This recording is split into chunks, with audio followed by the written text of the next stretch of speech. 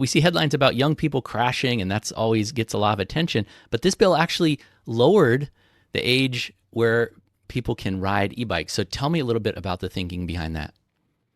Yeah, it allows kids under the age of 16 to learn safe road behavior before they're behind the wheel of a vehicle. We see this in countries with higher rates of cycling. When you have a familiarity with being a vulnerable road user, you're a more respectful driver down the line.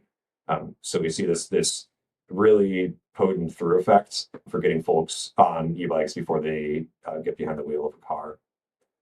The last major piece that this age change will allow is it will give educators more flexibility to bring e-bikes into the classroom at a younger age. So now any safe routes to school education that happens in a high school environment can include e-bikes.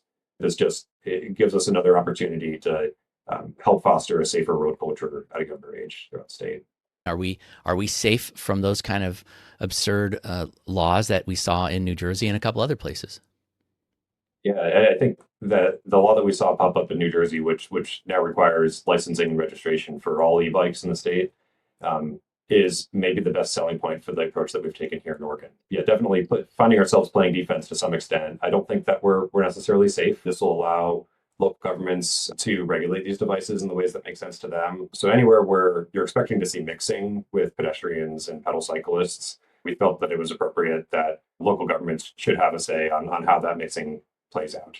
There's some new provisions set up that regulate the sale of e-bikes and micromobility devices. If a device is capable of going faster than 28 miles per hour, it would be illegal to sell it as a micromobility device in Oregon. The same goes for an e-bike, right? If a device is capable of going faster than 28 or faster than 20 with a throttle, then it would not be legal to sell that device as an e-bike in Oregon. That would be a deceptive marketing practice. The way that the statute is set up is that there'd be a $250 fine per vehicle sold in that manner. And what we're seeing in other states, so California and Minnesota in particular, have passed legislation to this effect. And we've seen a wholesale change in the way that many retailers are marketing their devices.